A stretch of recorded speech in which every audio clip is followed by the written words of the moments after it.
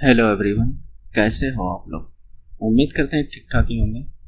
आज की वीडियो हम लोग देखने वाले हैं आरआरबी एएलपी टेक्नीशियंस भर्ती 2024 जो कि जिसमें हमने जो लिया है परीक्षा आधारित संभावित प्रश्न को, जो ये मॉक टेस्ट का 48वां वीडियो है जिसमें मैथ और रीजनिंग के क्वेश्चंस को करने वाले हैं।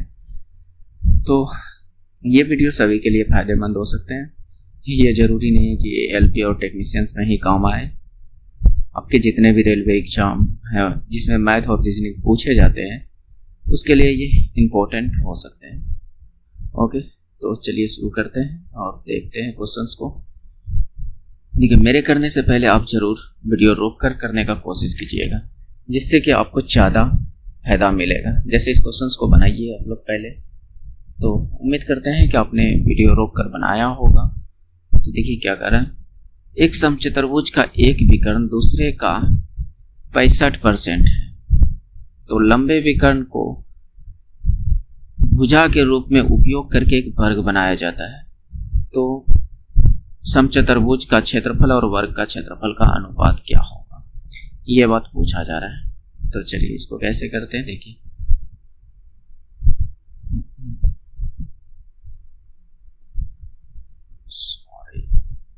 पहले एक समचतुर्भुज बना लेते हैं। तो चलिए,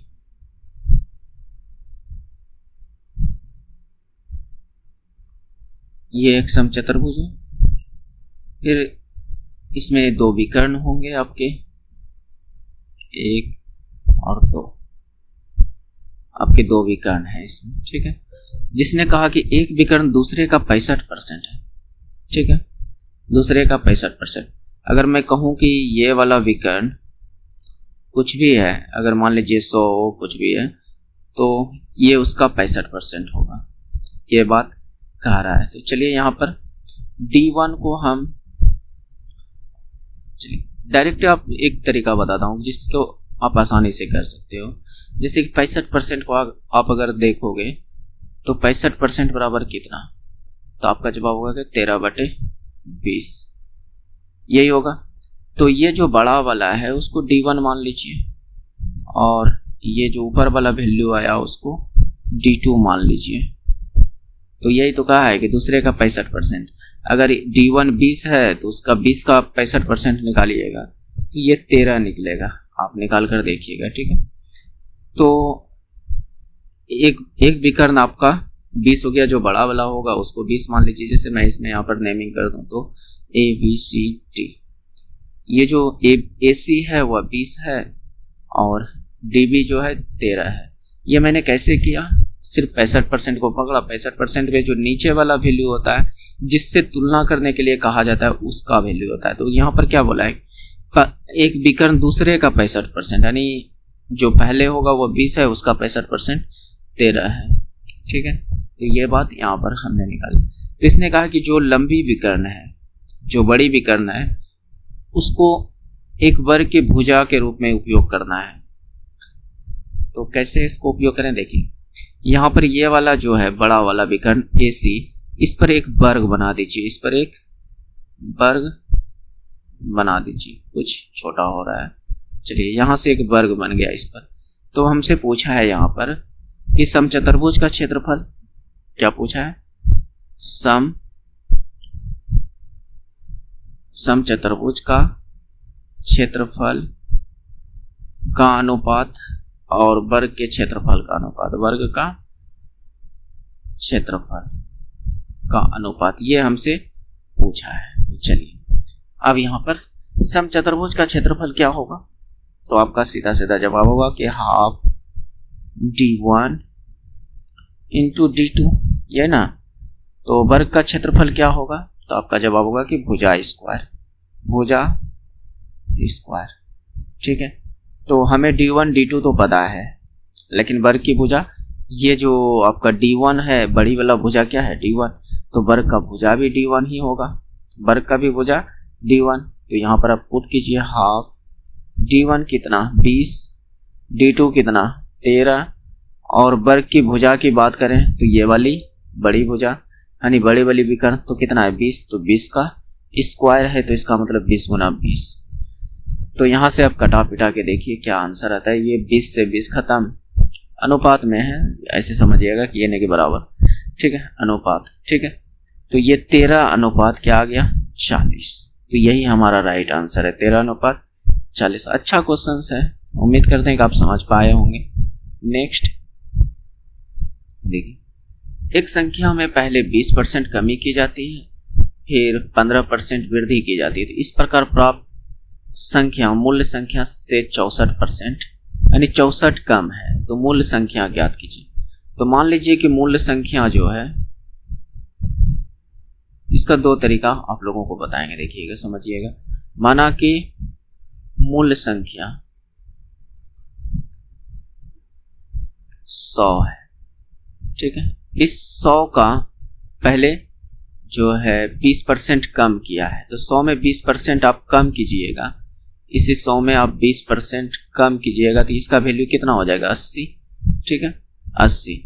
यानी 100 का 20% आप घटा दीजिएगा तो कितना हो जाएगा, 80। फिर कहता है 15% की वृद्धि कर देता है, तो 80 में आप 15% की वृद्धि कर दीजिए, 15% की वृद्धि। तो 80 का 15% निकालिएगा तो कितना,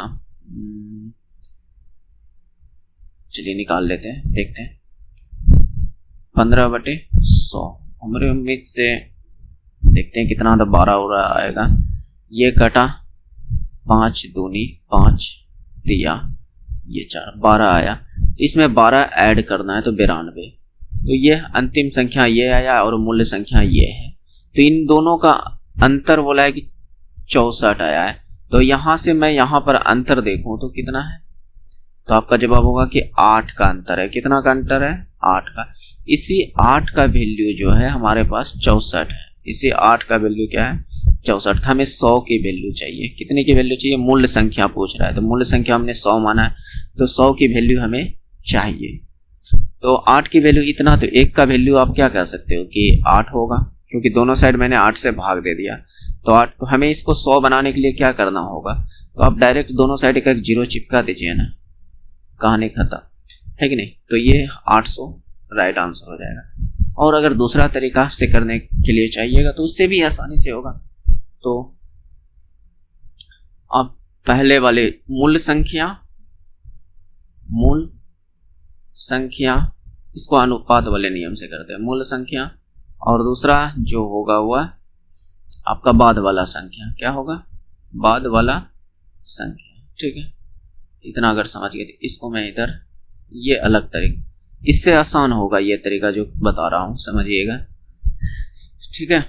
तो बाद वाला संख्या, तो क्या कहता है 20% कमी। 20% की अगर मैं वैल्यू देखूं तो कितना होता है, चलिए मैं इधर समझा रहा हूँ। 20% की वैल्यू कितना होता है, तो आपका जवाब होगा कि 1/5। तो पहले 5 था, उसमें 1 की कमी हो गई। पहले 5 थी, मूल संख्या 5 थी, उसमें 1 की कमी, तो बाद में 4 हो गया, ठीक है। फिर कहता है 15% की वृद्धि। अगर मैं 15% को देखूं तो ये 15% का मतलब क्या होता है, 3/20, ठीक है। पहले 20 था, बाद में 3 बढ़ गया, क्योंकि यहां पर क्या बोला है, वृद्धि। तो पहले 20 था, मूल संख्या 20 था, बाद में हो गया मतलब 23, 20 पर 3 ज्यादा हो गया, 20 पर 3 ज्यादा 23। तो अब इसको गुना कर दीजिए, 20 पंचे 100 और ये 23 चौके 92। तो ये कितना, 100 और 92 का अनुपात बना। तो यहां से अगर अंतर देखा जाए तो कितना का है, 8 का, और यहां पर कितना का अंतर है, 64 का। आप उसी विधि से यहाँ 100 बनाने का कोशिश कीजिए इस 8 को, बस ये आपका कम जगह में आंसर दे देगा। बात समझ रहे हैं। नेक्स्ट चलिए कीजिए इस क्वेश्चन को, अच्छा क्वेश्चन है और करनी भी चाहिए, है ना। तो देखिए, राम कुमार ने 4100 रुपये में एक एलईडी टीवी खरीदे, ठीक है, 2 एलईडी टीवी खरीदे। एक को 20% लाभ पर, दूसरे को 15% की हानि पर बेचने पर उसने पाया कि दोनों टीवी के विक्रय मूल्य समान है। तो उसका समग्र लाभ या हानि ज्ञात कीजिए। तो ठीक,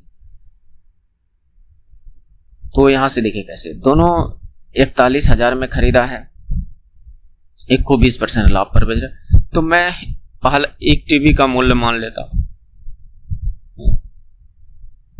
पहला टीवी, चलिए पेन चेंज करके लिखता हूं, पहला टीवी का मूल्य यानी क्रय मूल्य, क्या क्रय मूल्य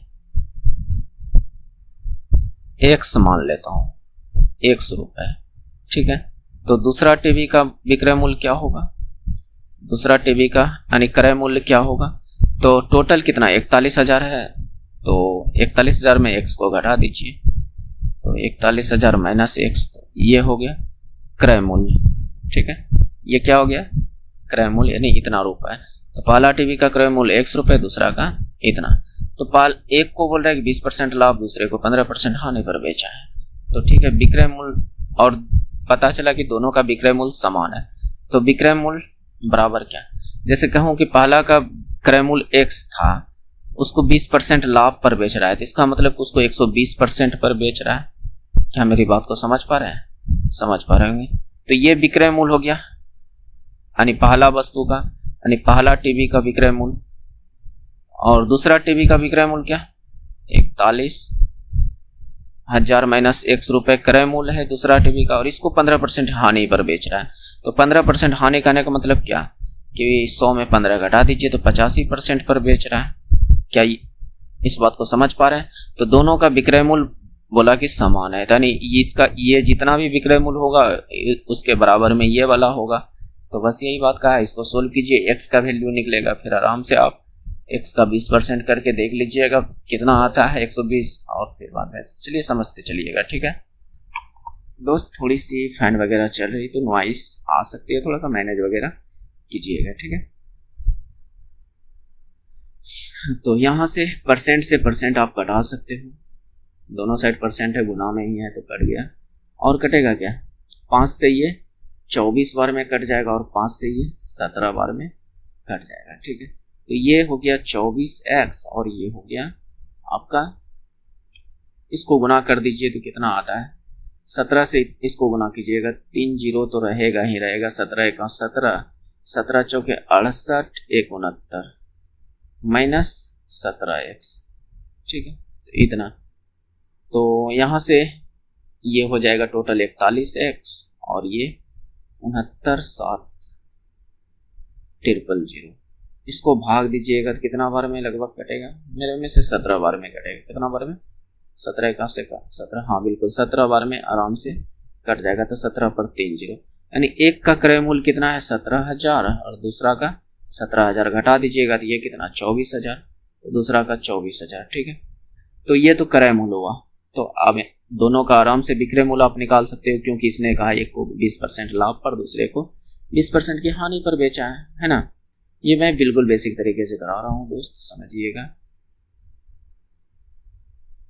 तो 17,000 पर 20% निकाल लीजिए, 17,000 का 120% ही डायरेक्ट कर लीजिए ना, तो विक्रय मूल्य पता चल जाएगा, है कि नहीं। तो यहाँ से ये 2 जीरो खत्म, तो इसको गुना कीजिएगा तो ये कितना हो जाएगा 00 बरसते 84, और 12 का 12, 8 20, इतना।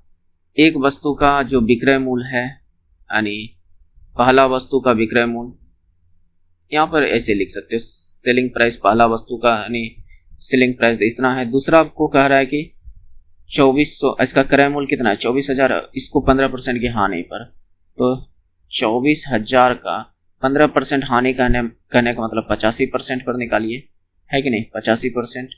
तो इसको परसेंट से नीचे 00, तो ये कटा, और ये 17 गुना 120, ये भी 20,400 आएगा, ठीक है। तो दूसरा वस्तु का SP2 जो आया वो भी इतना। तो ओवरऑल यहाँ पर देखा जाए, टोटल देखा जाए तो टोटल विक्रय मूल्य हमें कितना प्राप्त हुआ है। तो यहाँ से अगर टोटल विक्रय मूल्य देखा जाए, तो टोटल SP देखा जाए, टोटल विक्रय मूल्य, SP मतलब सेलिंग प्राइस, और यहाँ पर ये क्रय मूल्य है, यानी कहने का मतलब CP, शॉर्ट भाषा समझने का कोशिश कीजिएगा, ओके। तो यहाँ पर टोटल 20,000 20,000 40,000, और 800 40,800। तो दोनों वस्तु को मिलाकर कितने में बेचा है 40,800 में, और दोनों वस्तु को मिलाकर खरीदा कितना गया, खरीदा कितना में 41,000 में। ऊपर आपने डाटा देखा होगा कि 41,000 में दोनों को मिलाकर खरीदा है, तो यहाँ पर भी देख सकते हैं कि दोनों को मिला के 41,000। तो यहाँ पर आपको दिख रहा होगा कि हानि कितने की हो रही है। तो कितने की हानि हो रही है, तो आपका जवाब होगा कि यहाँ पर 200 की हानि हो रही है, क्योंकि आप ज़्यादा में खरीदे हो और कम में बेचे हो। ये आपका एसपी है, ये आपका सीपी है, तो हानि हो रही है 200 की। क्या मेरी बात को समझ पा रहे हैं यहाँ पर? तो 200 रुपये की हानि हो रही है। समझने का कोशिश कीजिएगा दोस्त, अच्छा सा क्वेश्चन है।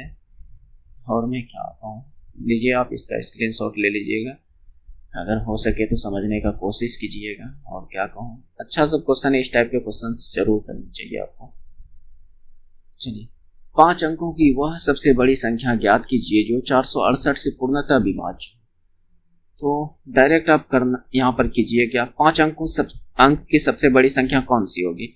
तो 9 जो होगा 5 गो, वही तो सबसे बड़ी संख्या होगी 5 अंक का। क्या मेरी बात को समझ रहे हैं? यही तो सबसे बड़ी है 5 अंक का, लेकिन कहता है 468 से भाग लगनी चाहिए, पूर्णतः भाग लगनी चाहिए। तो आप डायरेक्ट इसको 468 से भाग दीजिए, यहाँ 468 से भाग दीजिए, तो आपको हिसाब किताब लग सकता है कि क्या आंसर होगा।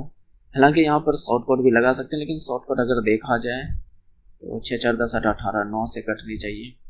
9 9 ये भी कट रहा है, सब में सेम है, सब 9 से कट रहे हैं, तो यहाँ पर आप शॉर्टकट नहीं लगा सकते हो। तो डायरेक्ट कटाइए, देखिए 2 बार में 8 दूनी 16, 6 दूनी 12 13, 4 दूनी 8 9, तो यहाँ पर 3, यहाँ पर 6 9 करिए, एक बार में कटेगा 468, तो ये कितना हो जाएगा 1 और 13 6 गया 7, और 6 में 2 यानी 5 में 4 गए 1, कितना 9। तो अब कितने बार में कर सकते हैं? 4 बार में कर सकते हैं क्या? नहीं, 3 बार में कटेगा, 4 बार में ज़्यादा हो जाएगा। तो 8 तिया 24, 6 तिया 18, 2 20 के लिए 0, और 4 तिया 12, 2 14, कितना? तो देखिए कितना आता है 5, और ये आपका 1, इधर 3, 315, शेष आपका 315 बच गया। तो आप इस 5 गो 9 में आप 315 को घटा दीजिए, वही संख्या जो होगा 468 से पूर्णतः भाग लग जाएगा।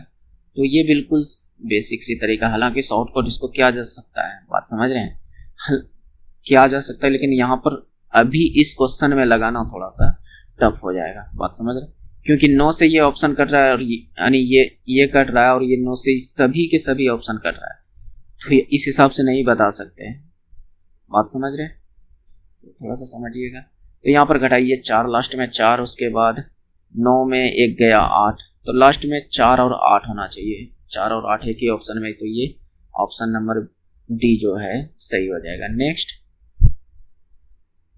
देखिए, 24 आम के पेड़, 56 सेब के पेड़ और 72 संतरे के पेड़ की पंक्तियों में इस तरह लगाए जाने कि प्रत्येक पंक्ति में केवल एक ही किस्म के पेड़ों की संख्या समान हो। पंक्तियों की न्यूनतम संख्या ज्ञात कीजिए, यानी कम से कम कितनी पंक्ति इस तरह के बन सकते हैं।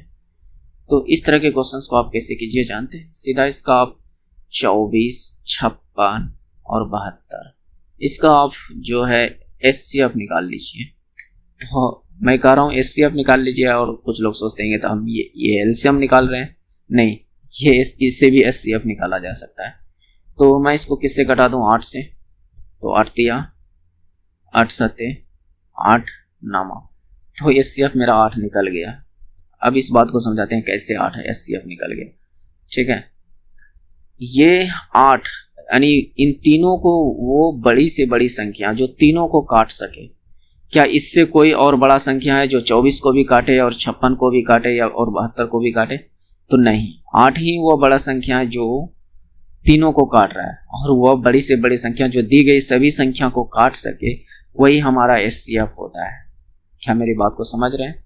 तो एचसीएफ को हटा दीजिए, बाकी बात जो नीचे में बचा उसको ऐड कर दीजिए। 3 7 9, कितना हुआ? 7 3 10 9 19, तो इसका राइट आंसर हो जाएगा 19। ऐसे कितनी पंक्ति लगाए जा सकते हैं? 19 ठो।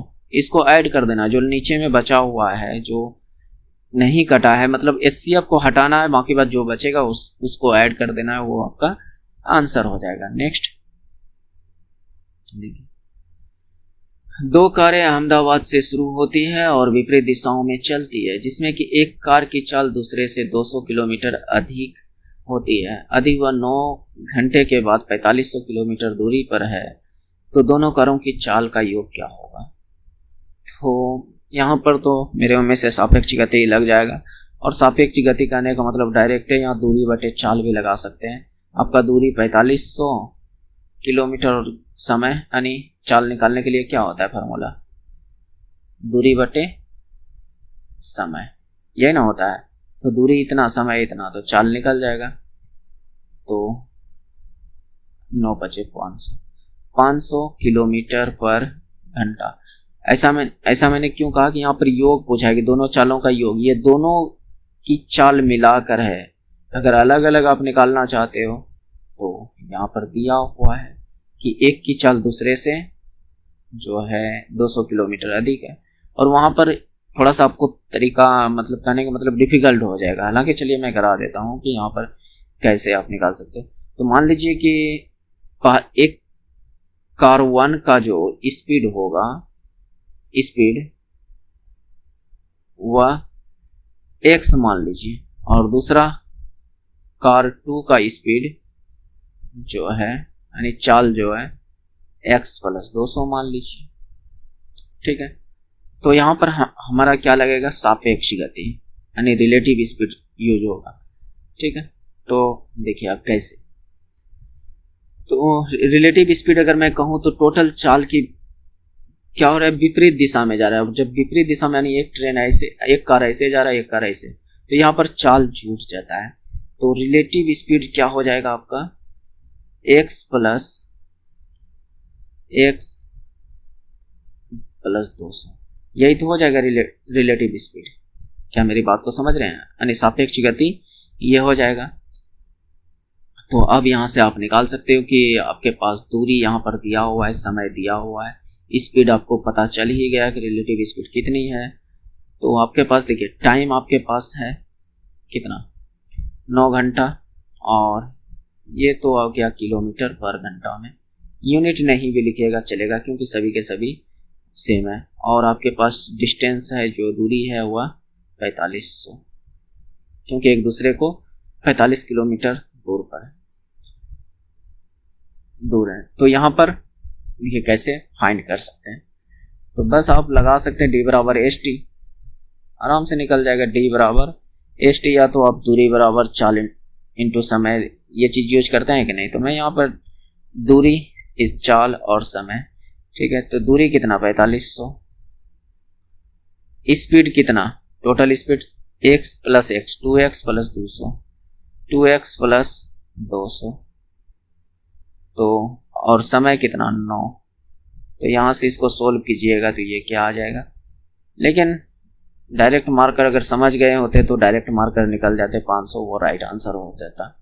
हालांकि इसको चलिए, तो ये कितना आ गया 500 बराबर 2x + 200, तो यहाँ से इसको घटाइएगा तो 300 बटे ये 2, x बराबर यहाँ से कितना निकल जाएगा, तो आपका जवाब होगा कि 150 निकल गया। यानी एक का चाल 150 और दूसरा का चाल 150 ऐड कीजिएगा तो कितना 350, और इन दोनों को जोड़िएगा तो क्या हो जाएगा 500।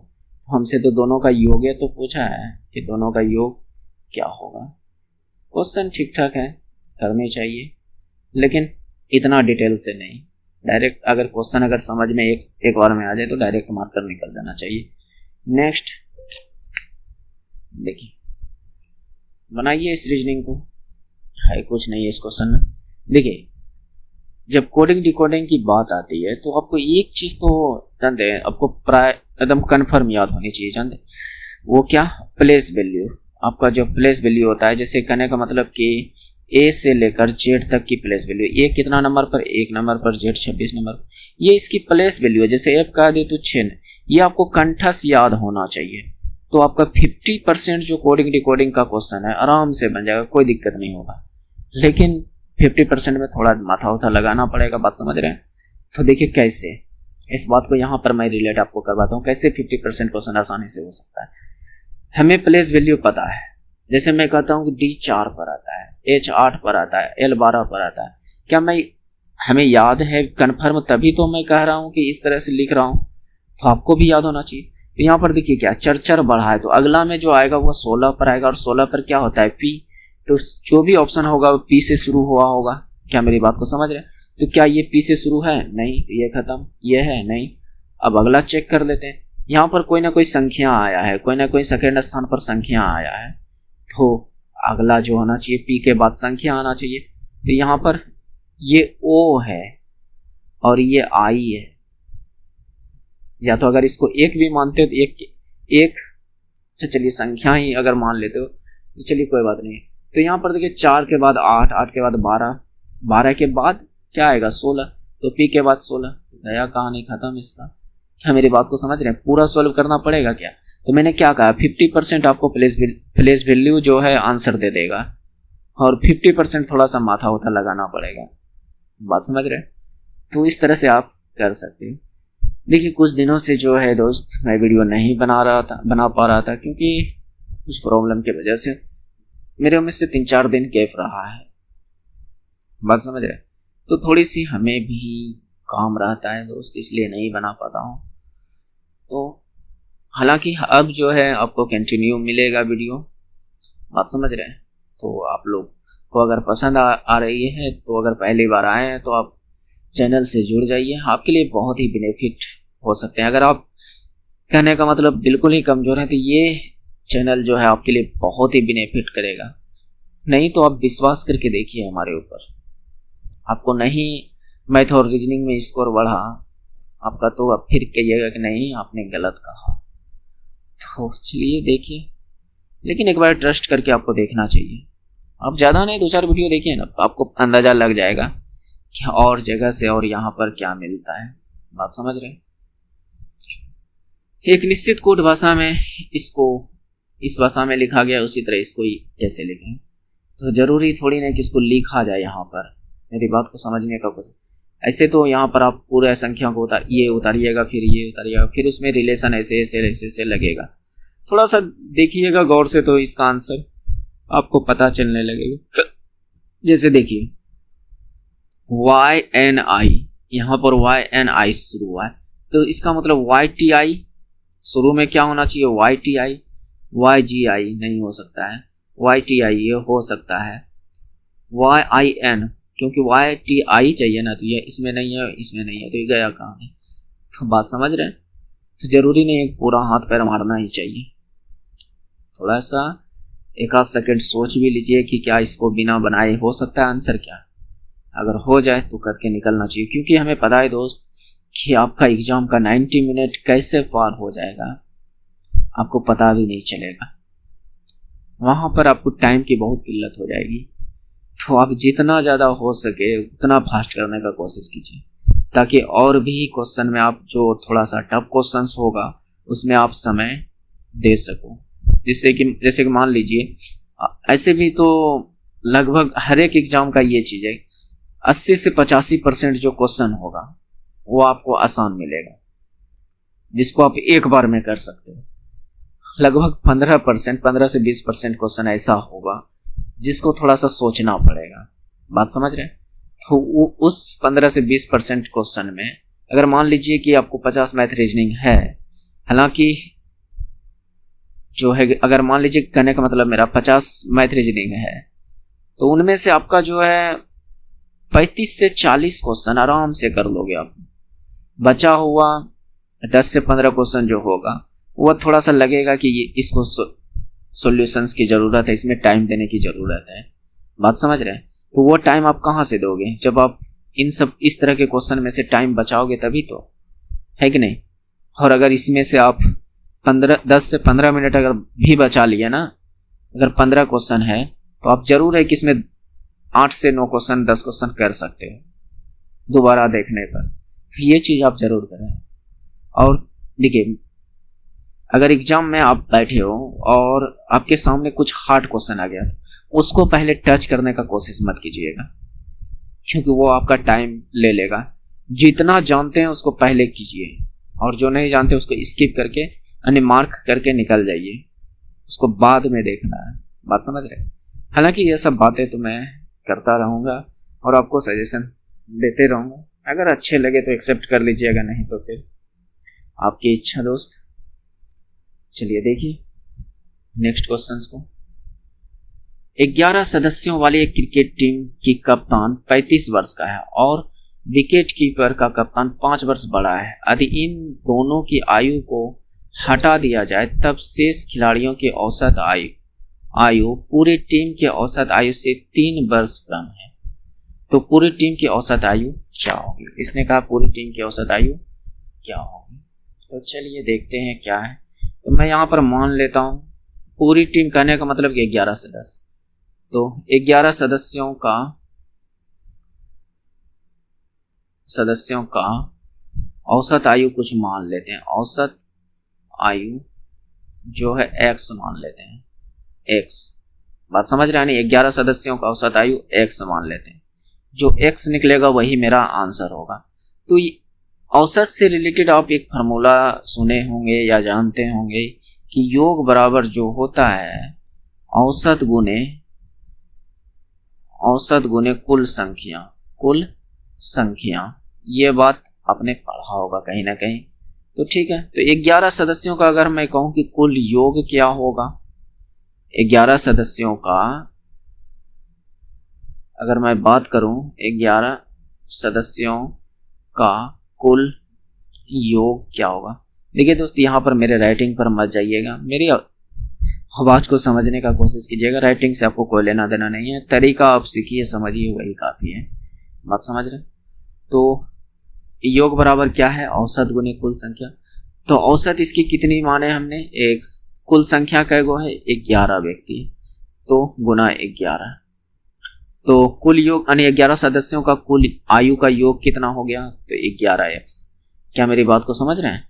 11x, ठीक है। तो इसमें कुछ जो है कप्तान, जो आपका कप्तान है, कप्तान की जो आयु है वह यहां पर दे दिया है 35 वर्ष, ठीक है। इन्हीं 11 में से कप्तान भी शामिल है। बात समझ रहे हैं? इन्हीं 11 में से कप्तान भी शामिल है, जरा ध्यान से समझिएगा। उसके बाद बोलता है विकेट कीपर। जो विकेट कीपर है इसकी आयु 5 वर्ष बड़ा है, कप्तान से 5 वर्ष बड़ा है, इसका मतलब इसका 40 वर्ष। क्या मेरी बात को समझ रहे हैं? समझ रहे हैं। यदि इन दोनों की आयु को हटा दिया जाए, यानी टोटल आयु में से कुल योग में से इन दोनों का आयु का योग घटा दिया जाए, ठीक है, तो पूरी यानी शेष खिलाड़ियों का औसत आयु पूरी टीम के औसत आयु से 3 वर्ष कम है। अगर मैं कहूं कि शेष खिलाड़ियों की औसत आयु कितनी होगी, मेरी बात को समझने का कोशिश कीजिएगा। दोनों तरफ मैं औसत को इक्वल कर दूंगा, ठीक है। तो देखिए इतना बात अगर समझ चुके हैं तो अच्छी बात है। तो अब कहता है शेष खिलाड़ियों की औसत आयु। तो शेष खिलाड़ी की औसत की आयु क्या होगा? इसमें से 2 निकल गया, तो मैं कहूंगा कि 11x में आप 35 और 40 को घटा दीजिए, तो यहां पर कितना हो जाएगा? 70 घट जाएगा। तो ये आपका 9 यानी सदस्य की आयु है। औसत निकालने के लिए क्या करते हैं? तो कहने का मतलब योग में से कुल संख्या को भाग दीजिएगा तो औसत निकल जाएगा। तो ये 9 खिलाड़ियों का योग है, 9 सदस्यों का योग है, 9 सदस्यों का योग है। तो मैं इसका अगर औसत की बात करूं तो 9 सदस्यों का, ध्यान से स्टेप बाय स्टेप समझते जाइएगा। 9 सदस्यों का औसत कितना हो जाएगा? औसत आयु तो 11x माइनस 70 अपॉन 9। ठीक है, ये बात इसने कहा। तो यहां पर इसने आगे क्या कहा कि शेष खिलाड़ियों का औसत आयु, तो शेष का 9 गो, इसका औसत आयु कितना है? 11x माइनस 70 अपॉन 9, ये औसत हुआ।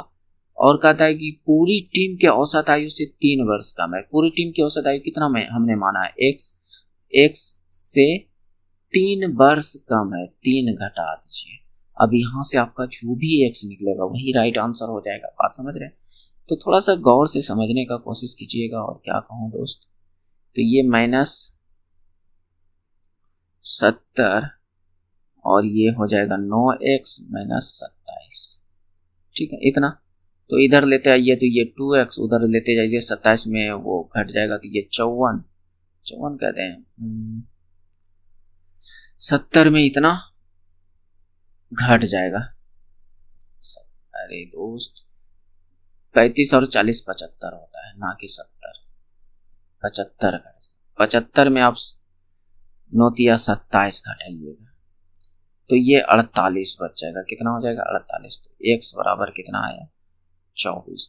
तो पूरी टीम की औसत आयु ना पूछा था, और पूरी टीम की औसत आयु हमने कितना माना? x, और x का वैल्यू कितना? 24। ये राइट आंसर है। ओके, नेक्स्ट देखिए, एक राशि के लिए ब्याज की दर ज्ञात कीजिए जो 4 वर्षों में चक्रवृद्धि ब्याज पर वार्षिक रूप से संयोजित होकर स्वयं का इतना गुना हो जाता है। यानी इसको कुछ इस प्रकार से लिखना चाहिए, एक 14,641 अपॉन 1/40 इतना गुना हो जाती है। तो दर ज्ञात करने के लिए बोल रहा है। तो जब इस तरह से बोले ना, तो यहाँ पर आपको कैसे निकाल लेना है जो कि जल्दी निकल जाएगा। थोड़ा गौर से समझने का कोशिश कीजिएगा। ये वाला जो नीचे वाली डाटा है ना, वह आपका मूलधन है। क्या है? मूलधन, प्रिंसिपल, जिसको आप लोग मूलधन ही हिंदी में कहते हो। और ये ऊपर वाला जो डाटा है वह आपका अमाउंट है। क्या है? अमाउंट। अमाउंट करने का मतलब कि जो आपका मूलधन प्लस स्याही पर है ना, चक्रवृद्धि, मूलधन प्लस स्याही, इसी को कहते हैं अमाउंट। इतना बराबर अमाउंट होता है। तो ये है, तो आपका मूलधन यहाँ से 10,000 और ये अमाउंट 14,000। क्योंकि इसका आप इतना गुना कीजिएगा तो इतना ही आएगा, यानी 1,000 का, यानी 10,000 का आप इतना गुना कीजिएगा, यानी इतना गुना, तो आपका ये यही आएगा। ठीक है, तो कीजिए, यहाँ पर देखिए कितना आता है, 14,641। 4 वर्ष दिया है, √4 कीजिए, √4। ठीक है, अगर यहाँ पर 2 देता तो √2 करते हैं, यहाँ भी √2 करते, दोनों का। बस इसका √4 निकाल लीजिए तो कितना निकलेगा? 10। और इसका √4 निकालिएगा तो ये 11। इसको 11 को 4 बार, यानी 11 को 4 बार अंदर में गुना कीजिएगा तो इतना आ जाएगा। करके देखिएगा, आराम से आएगा। ठीक है, तो अब देखिए 10 से 11 हुआ है, तो यहीं से मैं देख रहा हूँ कि 1 बढ़ा है। कितना पर? 10 पर, यानी परसेंटेज के लिए 100 से गुणा। तो यहाँ से ये कितना निकल गया? 10%। यही आपका रेट है। बात समझ रहे हैं? ऐसे आसानी से आप निकाल सकते हैं। हालांकि आप और कोई विधि लगाइएगा तो टाइम थोड़ा ज़्यादा लगेगा। नेक्स्ट देखिए, 400 और 500 के बीच की संख्याओं का योग ज्ञात कीजिए कि जब 8, 12, 16 उन्हें विभाजित करते हैं तो प्रत्येक स्थिति में 5 शेष बचता है। प्रत्येक स्थिति में 5 शेष बचता है। तो इसको कैसे फाइंड किया जाए? तो देखिए, इन तीनों का आप एलसीएम निकालें, 8, 12, 16 का। तो ये सब डाटा तो ऐसे ही सोच कर निकल जाता है कि इसका एलसीएम क्या होगा। तो ये आपका 48 हो जाएगा। क्या हो जाएगा? 48। हालांकि आप निकाल सकते हो। ठीक है, तो इनका एलसीएम जो हो जाएगा 48। हमें चाहिए 400 से 500 के बीच कितनी संख्या है जो 48 से विभाज्य होगा। किससे? 48 से विभाज्य होगा, लेकिन 5 शेष बचेगा। तो चलिए फाइंड कर लेते हैं कि अगर मैं, चलिए 400 को भाग दे देते हैं 48 से। 400 को भाग दे देते हैं 48 से। तो 48, 6 चौके 24, 8 चौके 32, 8 भर में कट जाएगा क्या? 64, देखते हैं 88 64 832 840 नहीं ज़्यादा हो रहा है तो 88 64 6 832 6 38 नहीं कम ही हो रहा है तो 9 बार में कटाते हैं। 9 चौक 9 अठे 72 9 अठे 72 9 चौके 36 और 7 36 और 7 43। हाँ तो पहला संख्या जो आ जाएगा 432 प्लस 5 यानी इसके बीच में पहला संख्या कौन सा हो जाएगा 432 प्लस 5 ये पहला संख्या। उसके बाद दूसरा संख्या तो 9 बार गया तो इतना आया 9 बार जाने में 432 प्लस 5 आया यानी 432 तो 10 बार देख लेते हैं तो 10 बार इसको गुना यानी 48 को 10 बार गुना कीजिएगा तो 480 आएगा और प्लस का 5 शेष भी तो 5 बचाना है तो दूसरा संख्या क्या होगा 480 प्लस का 5। थोड़ा गौर से समझिएगा और ये किसके बीच में आएगा 500 400 और 500 के बीच में ये दो संख्या आएगा। इससे अब और आगे कोशिश कीजिएगा कि और यानी 9 बार कटाने पर तो इतना यानी 10 बार मैंने कटाया तो इतना आया 11 बार कटाइएगा तो सीधे कितना आ जाएगा 11 चौके 44 ज़्यादा हो जाएगा। करने का मतलब 500 से ज़्यादा हो जाएगा हमको बीच में ही लेना है तो हमें दो संख्या पता चल गया कौन सा का 432 में 5 ऐड कीजिएगा तो कितना होगा 437 और दूसरा इसमें 5 ऐड कीजिएगा तो 485। इन दोनों का जोड़ पूछ रहा है उनके योग ज्ञात कीजिए तो ठीक है 7 5 12 8 3 11 1 12 4 4 8 922 तो ये हमारा राइट आंसर हो जाएगा 922। थोड़ा समझने का कोशिश कीजिएगा और क्या कहूँ दोस्त। हालांकि इस तरह के क्वेश्चन आपको जरूर करना चाहिए ताकि एग्जाम में अगर आ जाए तो आप गड़बड़ाओ नहीं आराम से कर सकते हैं है कि नहीं। दिए गए पैटर्न का ध्यान पूर्वक अध्ययन करें और दिए गए विकल्प जो भी है कहने का मतलब इसको कैसे फाइंड करना है। मैं डायरेक्ट आपको जो तरीका हो वही बताता हूँ फालतू चीज़ें यानी टाइम वेस्ट आपका नहीं करूँगा। तो ऐसे नहीं कि औरों की तरह आप सोचिए इसका क्या है 2 मिनट 4 मिनट में ऐसे ही पार करवा दूँ नहीं सीधा देखिए इसमें हुआ क्या है 10 गुना 8 करते हैं कितना होता है तो आपका जवाब होगा कि 80 यहाँ पर 8 है और यहाँ पर 0 ये दोनों मिलकर 80 बना के नहीं। 9 गुना 7 करते हैं तो कितना होता है 63 तो यहाँ पर 6 और यहाँ पर 3 है कि नहीं। सेम देखते हैं 8 गुना 6 करेंगे तो 48 होगा 4 तो दिख गया तो यहाँ पर क्या होगा 8 तो ये 8 राइट आंसर हो जाएगा। क्या मेरी बात को समझ रहे हैं बस ऐसे ही करना है बाकी बात आप सोचते रहिए अगर करना रहेगा तो आप रोक कर आराम से आप अपने से खुद से भी कर सकते हो है कि नहीं। चलिए इसको बनाइए। क्या कहता है कि एक कार्य को 1,20,000 रुपये में बेचकर डेविड 20% का लाभ कमाता है। यदि वह कार को 30% लाभ पर बेचता तब उसका विक्रय मूल्य क्या होता है। ठीक है कुछ ये पूछा जा रहा है तो यहाँ पर 20% लाभ अगर मैं कहता हूँ कि क्रय मूल्य वस्तु का सीपी जो है 100 है कितना है 100 एक्स या कुछ भी मान सकते हैं 100 यूनिट फलना निकलना जो भी मान लीजिए 100 है।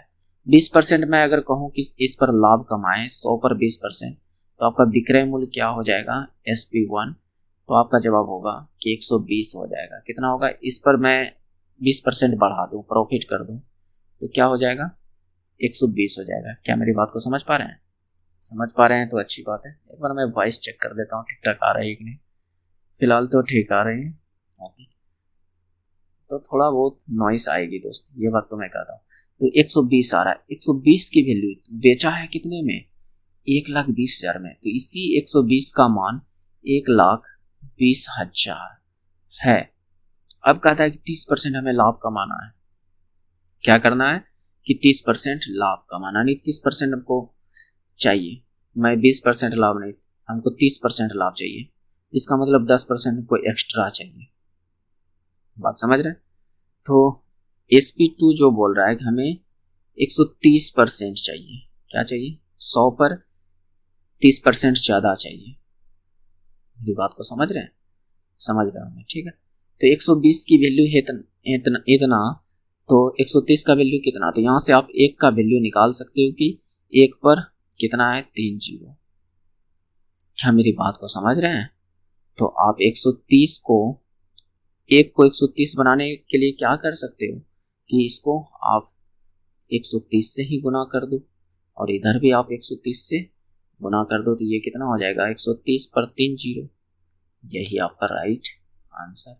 इन सब तरीकों को समझिए दोस्त, आसानी से बनता है, कम समय में आंसर आता है। बाकी बात आपकी इच्छा, आप कौन से तरीके से करते हो, लेकिन मैं तो सजेस्ट करूंगा कि ये सब तरीका सही है। आप इस ऐसे ही कीजिए, सोचने समझने की कोशिश कीजिए, जो कि आपके लिए बेनिफिट होगा।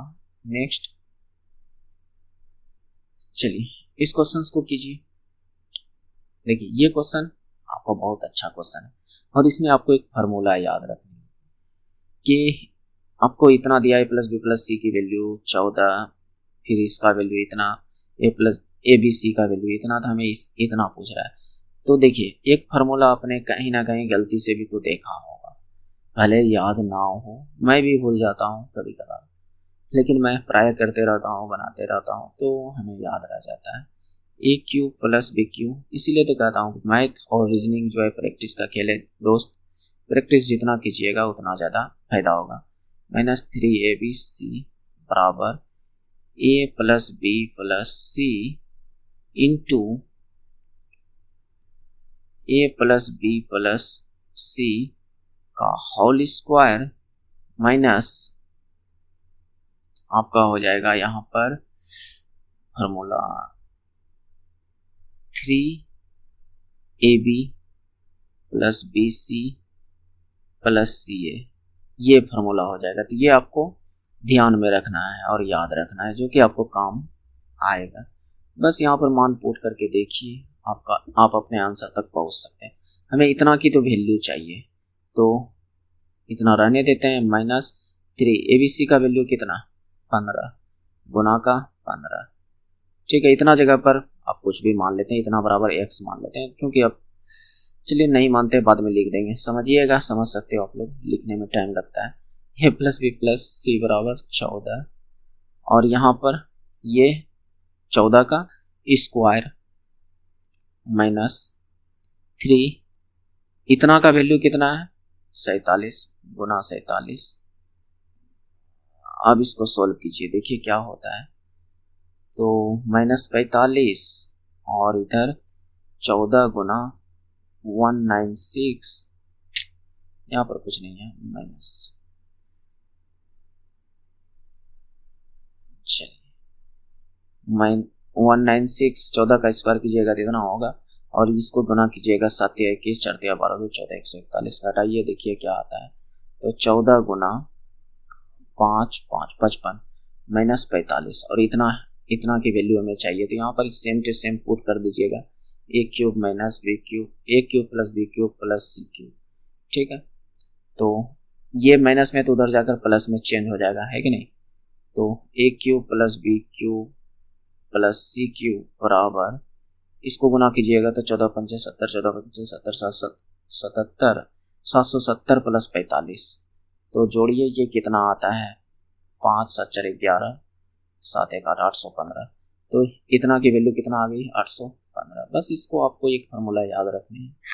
तो इससे सिर्फ यही सवाल है, और भी इस टाइप का सवाल बनता है। ये फार्मूला बहुत ही आपके लिए इम्पोर्टेंट हो सकता है, इसको कहीं ना कहीं आप नोट कर लीजिएगा, दीवार पे कॉपी में जहाँ भी नोट करना है कर लीजिएगा। तो इससे प्रश्न बनता है, इस पे सिर्फ इसी टाइप का नहीं और सारे भी प्रश्न आते हैं इस फार्मूला पर। बहुत क्वेश्चन मैंने देखा है दोस्त इस फार्मूला पर आते हुए, इसीलिए तो देखिए मैंने किया है, तभी तो हमें ये सब फार्मूला याद है कि नहीं। तो आपको भी करनी है, प्रैक्टिस करनी है, इतनी ज़्यादा करनी है कि एग्जाम में प्रॉब्लम ना, है कि नहीं।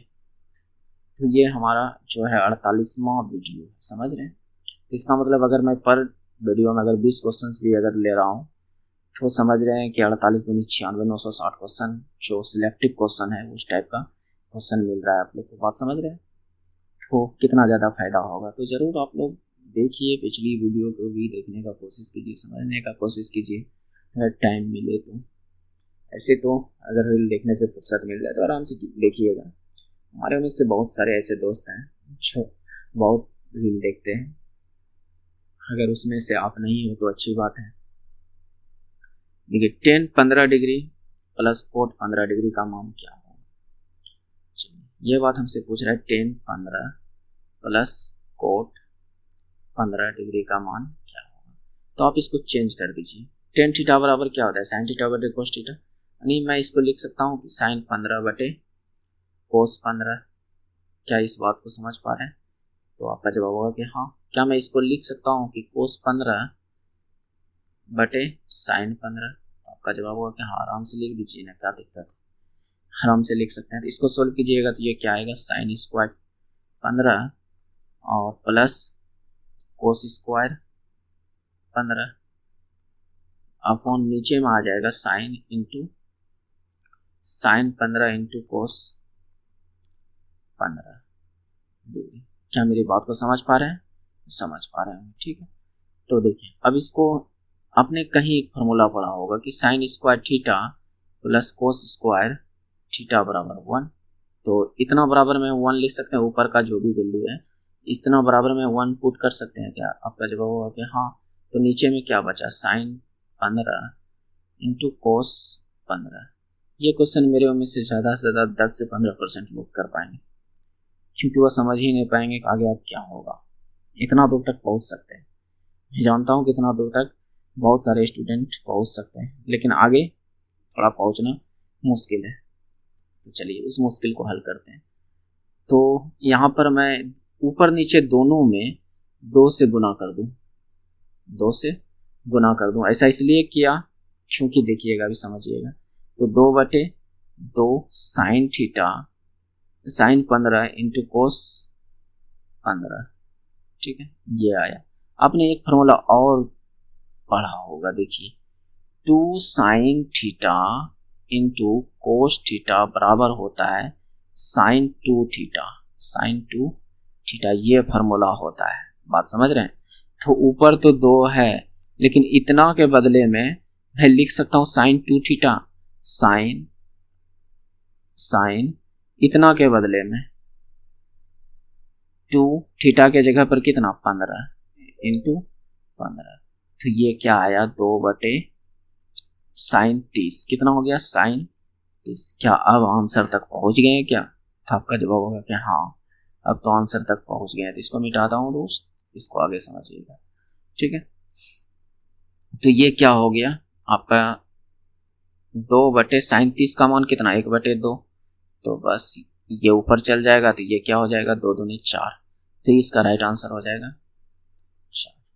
क्या मेरी बात को समझ रहे? बस यही तरीका है, इसे ही करना है। नेक्स्ट देखिए, बनाइए इस क्वेश्चन को। कहता है अनिल ने दुबे को साधारण ब्याज पर 3 वर्ष के लिए 7200 रुपया और राघव को 4 वर्ष के लिए 8400 रुपया उधार दिए।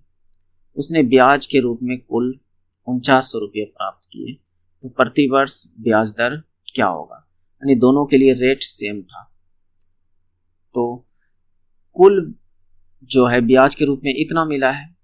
तो आप ब्याज यानी साधारण ब्याज का फॉर्मूला सिंपल सा, क्या, मूलधन गुना समय गुना रेट, यही ना। तो PRT लगा सकते हो, PR गुना T/100, ये लगा सकते हो। तो वही चीज यहाँ लगाइए। पहला को जो बोल रहा है कि 7200 रुपया दे रहा है, दुबे को 7200 रुपये दे रहा है, किस रेट पर पता नहीं, लेकिन टाइम 3 वर्ष के लिए दे रहा है, टाइम 3 वर्ष के लिए अपॉन 100। तो यहाँ से कुछ ब्याज मिला, प्लस दूसरे को दे रहा है 8400 रुपया, रेट पता नहीं, लेकिन टाइम 4 वर्ष के लिए अपॉन 100। कुल मिलाकर हिसाब किताब लगाकर 4968 रुपये इसको मिल रहा है। ब्याज क्या हो रहा है, 4968 रुपये मिल रहा है कि नहीं? तो इतना मिल रहा है। बस इसको सोल्व कीजिए, जो भी आर का मान आए वही आपका आंसर। तो यहाँ से 2 जीरो खत्म, यहाँ से 2 जीरो खत्म, और कटेगा क्या, कटाने का तो कटा सकते हैं, लेकिन चलिए थोड़ा सा हो जाएगा लोचा आप लोगों के लिए। तो यहाँ से 3 दूनी 6 और 7 या 21, 216 आर, प्लस यहाँ से 4 चौक 16, 8 चौक 32, 1 33, 336 आर बराबर यहाँ पर 4968, ठीक है। 49 68, इन दोनों को जोड़िए तो 6 6 12। बस यहाँ देखिए, अब समझने वाला दोस्त, अभी इतना जैसे यहाँ पर 2 आया वो आंसर करके निकल जाता। कैसे मैं बता रहा हूँ, लास्ट में 2 आ रहा है, 6 6 12 और 3 1 4 और 3 2 5, 542। और लास्ट में 2 है और इधर लास्ट में 8 है, तो आर का मान क्या रखूं? 10 रखूंगा तो लास्ट में 0 आ जाएगा, जो कि यहाँ पर 8 है, नहीं हो सकता है। अगर मैं 12 रख दूं तो यहाँ पर लास्ट में 2 2 दूनी 4, लास्ट में 8 है, नहीं हो सकता है। बात समझ रहे? 8 रख दूं तो 8 दूनी 16, लास्ट में 6 होनी चाहिए जबकि 8 है। तो एक ही ऑप्शन रखने पर ऐसा पॉसिबल है कि लास्ट में 8 है, तो ऐसे करके निकल सकते हो। बाकी बाद आप कटा सकते हो 49 68। देखिए मैं इस चीज को बता रहा हूँ कि स्मार्ट लड़के जो होंगे वह क्या सोचेंगे, किसको क्या अब मैं पूरा सोल्व करूं? नहीं, और भी यहाँ भी शॉर्टकट से हो सकता था। बात समझ रहे हैं? जैसे यहाँ से, जैसे 3 से ये भी ऑप्शन करता, ये जो इधर है ये भी करता, आपका ये भी करता, ये तो कट ही रहा था, यहीं से वो डायरेक्ट कटाते हुए निकलता। बात समझ रहे हैं? तो और भी फास्ट हो सकता है, लेकिन मैं ऐसा करा रहा हूँ जो कि सभी को समझ में आए। ठीक है, नेक्स्ट चलिए मैं यहाँ पर आर कटा के दिखा देता हूँ। यानी आर बराबर इतना, इसको इससे कटाइएगा तो ये 9 बार में कटेगा। ठीक है, तो इतना राइट आंसर हो जाएगा 9। नेक्स्ट चलिए इस क्वेश्चन को कीजिए। 20 आदमी और 15 लड़के एक काम को 10 दिन में कर सकते हैं। 25 पुरुष 10 लड़के। देखिए आदमी और पुरुष दोनों एक ही बात कहा गया, इसमें इसको पुरुष एक जगह आदमी लिख दो, एक जगह पुरुष, इसको दोनों को एक ही कर लीजिएगा, या तो आदमी कर लीजिए या तो पुरुष कर लीजिए, क्योंकि यहाँ पर कंफ्यूजन हो सकता है। बात समझ रहे हैं? तो ये होगा, तो 9 दिन में कर सकते हैं। एक आदमी द्वारा किए गए दैनिक काम से एक लड़के द्वारा किए गए दैनिक काम का अनुपात क्या होगा?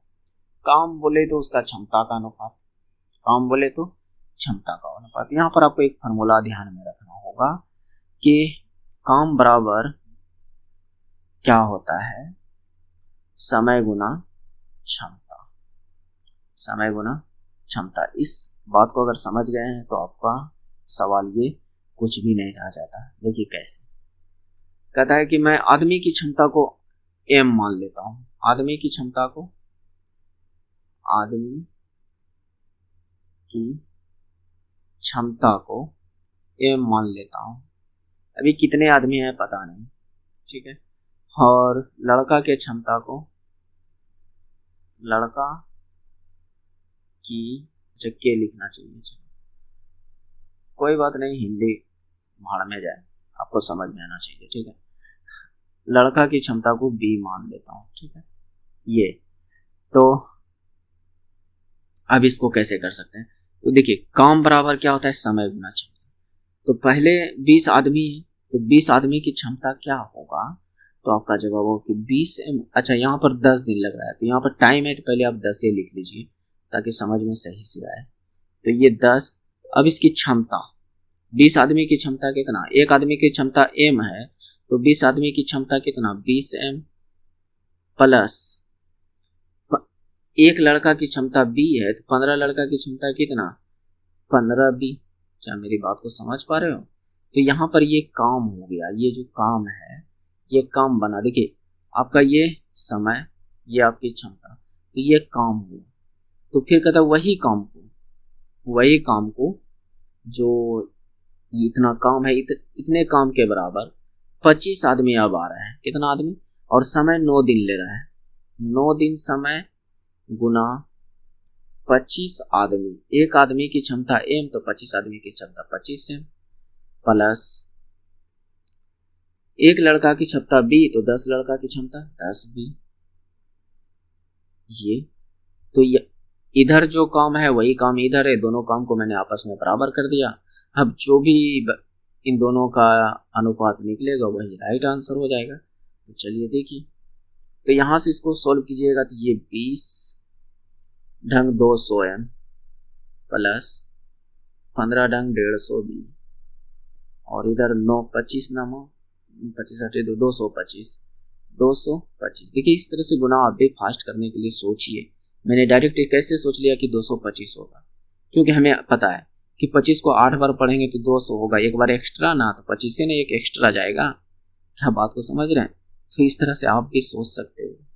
प्लस 10 नमा 90 बी, बस यहाँ से बी वाले को एक साइड रखिए, एम वाले को एक साइड, तो इधर लेते आइएगा तो ये बी वाले को इधर लेते आते हैं तो ये कितना हो जाएगा, 150 बी में 90 बी घट जाएगा तो कितना बचेगा, 60 बी। ठीक है, और 250 एम में से 200 एम को घटा दीजिएगा तो कितना बचेगा, यानी 225 एम में से 200 एम को घटा दीजिएगा तो कितना, 25 एम। तो ए बिना मतलब कि जो लेटर है उसको एक साइड कर दीजिए, जो बिना यानी जो संख्या है उसको एक साइड कर दीजिए। तो मैं इधर बी को छोड़ देता हूँ और एम इधर गुना में है, इधर ला देता हूँ भगा में। ठीक है, तो अब 25 इधर पहले से था, बी यानी 60 इधर गुना में, तो ये भागा में, तो यहाँ से ये निकल गया। इसको कटाइएगा तो ये कितना हो जाएगा, 5 से 5 बार में, 5 से 12 बार में। तो बी अनुपात, इसको देखिए बी बाय एम को हम ऐसे लिख सकते हैं, बी अनुपात एम, ये इस वाले बराबर को मैं बराबर ही रहने देता हूँ, ये 5 अनुपात बराबर 5 अनुपात 12। देखिए इस वाले बराबर को जब 2 बटे वाला हो और इस वाले बीच में बराबर हो तो उसको इस तरह से डिनोट करते हैं, कहीं कहीं क्या यही होता है, बात समझ रहे हैं? यहाँ पर ऐसे लिख सकते हैं, कोई दिक्कत नहीं। ठीक है, हालांकि यहाँ पर ये चीज आपको करना है। तो हमको पूछा किसके बारे में, आदमी और लड़का। पहले आदमी आना चाहिए, पहले एम आना चाहिए, फिर बाद में बी आना चाहिए। तो पहले 12 को ला दीजिए, बाद में 5 को, इसका आंसर हो जाएगा 12 अनुपात 5। देखिए इसमें ऑप्शन भी कंफ्यूज याद दिया है, समझ रहे हैं? हालांकि इतना करते हैं और ये मार कर निकल जाते हैं, गलत हो जाता है। आपको ध्यान भी देना है, पहले आदमी आएगा तब लड़का आएगा। तो ये 12 अनुपात 5 राइट हो जाएगा। क्या मेरी बात को समझ रहे हैं? और क्षमता ही ना पूछा है कि क्षमता, आपको ध्यान में रखना है कि जो भी क्षमता का अनुपात होगा वही काम का अनुपात होगा। क्षमता के अनुपात बराबर जो होगा वह काम का अनुपात होता है, इस बात को ध्यान में रखना है। ठीक है, जितना क्षमता का अनुपात निकलेगा, ये क्षमता का अनुपात निकला तो काम का भी अनुपात वही होता है, इस बात को ध्यान में रखना है। ठीक है, तो ये पॉइंट और ये पॉइंट आपको ध्यान में रखना है, जो कि आपको आंसर तक पहुंचाने में बहुत ज्यादा मदद करेगा। नेक्स्ट देख लेते हैं, चलिए इसको कीजिए। क्या लिखा है, x प्लस एक्स पर पावर -1। तो हम इतना चीज को हम लिख सकते हैं, x और -1 है जो पावर में, इसको हम ऐसे लिख सकते हैं। क्या मेरी बात को समझ रहे? इतना सा को हम ऐसे लिख सकते हैं, बराबर में 7। यहाँ पर दिया हुआ है x पर पावर q प्लस इतना को हम इतना लिख सकते हैं। क्या मेरी बात को समझ रहे हैं? और इतना बराबर पूछ रहा है। देखिए 1 घात से 3 घात में पहुंचना है तो डायरेक्ट आप यहाँ पर जो भी संख्या है उसका आपको क्यूब करना है। जैसे मान लेते हैं कि यहाँ पर k रहता तो हमको क्यूब इसमें करना रहता है, यहाँ पर k रहता तो कहने का मतलब कि इसका अगर हमें आंसर निकालना होता तो k का क्यूब -3k। आप समझ रहे हैं? अगर मैं कह रहा हूँ कि इतना बराबर k रहता, अगर इतना बराबर पूछता तो ये होता, लेकिन इतना बराबर 7 है, इसका मतलब k का 7 का क्यूब, यानी k के जगह पर 7 है तो यहाँ पर 7 का क्यूब -3 और k के जगह पर 7। बस यहाँ से डायरेक्ट आंसर निकल जाता। हालांकि अगर आप चाहिएगा कि नहीं हमें ऐसे नहीं करनी है तो फिर आपको फार्मूला लगाना पड़ जाएगा a प्लस बी का होल क्यूब, जो कि आपके लिए लोचा हो सकती है। बात समझ रहे हैं? जो थोड़ा सा बड़ा हो सकता है, टाइम ज़्यादा लग सकता है, तो बेहतर है कि इस तरह से आप याद रखो। इस तरह से मैंने एक प्रॉपर वीडियो बनाया है जी कि इस तरह के क्वेश्चंस आपको आसानी से सॉल्व कर पाओगे। तो खोज कर देख लीजिएगा, कहीं ना कहीं मिलेगा वीडियो में, हालांकि कुछ दिन पहले का है। तो ये हो जाएगा 343 7 का क्यूब -7 या 21 घटाइए कितना आता है, 2 322 कितना आ गया 322। तो ये राइट आंसर हो जाएगा 322। ओके नेक्स्ट, चलिए बनाइए इस क्वेश्चन को। हमारे उम्मीद से टाइम दोस्त थोड़ा सा वीडियो लंबी हो गई है क्योंकि आज क्वेश्चन थोड़ा अच्छा लेवल का था। तो हालांकि जो भी बचे क्वेश्चन है नेक्स्ट वीडियो में करते हैं, क्योंकि अभी और भी 10 क्वेश्चन है और मेरे उम्मीद से आधा घंटा लग जाएगा सोल्व कराने। तो बेहतर है कि और क्वेश्चंस को नेक्स्ट वीडियो में कर लेते हैं, ठीक है। तो बुरा नहीं मानिएगा दोस्त, हालांकि करके देखिएगा। और जिसको PDF चाहिए हुआ इस QR को स्कैन करके टेलीग्राम ज्वाइन कर लीजिएगा। अगर यहाँ से ज्वाइन नहीं हो पा रहे हैं तो मैं लिंक जो है डिस्क्रिप्शन में डाल दूंगा, वहाँ से ज्वाइन कर लीजिएगा, ठीक है। हालांकि सुनने में आ रहा है कि टेलीग्राम बंद होने वाला है, अभी तक हुआ नहीं है। जब तक नहीं हो रहा है तब तक मैं टेलीग्राम कर दूंगा, उसके बाद व्हाट्सएप चैनल मैं बना दूंगा उस पर। हालांकि बना तो दिया लेकिन लिंक नहीं डाला हूँ, डाल दूंगा, उस पर ज्वाइन कर लीजिएगा, वहाँ पर PDF वगैरह मिल जाएगा। हालांकि अभी तो जब तक नहीं बंद हुआ है तो टेलीग्राम पर मैं डाल दिया करूँगा, तो वहाँ से ज्वाइन करके आप मतलब कि PDF प्राप्त कर सकते हैं और क्यूज टाइप क्वेश्चंस वगैरह भी। ओके, तो इतना दूर तक देखने के लिए आप सभी को धन्यवाद। तो अगर पसंद थोड़ी बहुत भी आ रही है तो दोस्त लाइक कर दीजिएगा, और पहली बार अगर आए थे तो सब्सक्राइब कर लीजिएगा, जिससे कि आपको बहुत ज़्यादा बेनिफिट मिलेगा। यकीन मानिए कि एग्जाम तक में आपको इतनी सारी मैं कितने टाइप के क्वेश्चंस करा दूंगा कि एग्जाम में लगेगा कि नहीं इस टाइप के मैंने क्वेश्चन किया है पहले। बात समझ रहे हैं? तो सब्सक्राइब कर लीजिएगा और बेल आइकन को भी दबा लीजिएगा, ये सब तो आपको आता ही होगा। हालांकि क्या करूं दोस्त, बोलना पड़ता है क्योंकि सभी दोस्त क्या कहते हैं, चलिए कोई बात नहीं। तो समझिए और शेयर कर दीजिएगा किसी स्टडी ग्रुप में, जो कि और भी भाई हमारे साथ जुड़ सके और इस सीरीज का फ़ायदा उठा सके। बात समझ रहे हैं? तो मिलते हैं नेक्स्ट वीडियो में। जय हिंद, जय भारत, थैंक्स फॉर वॉचिंग।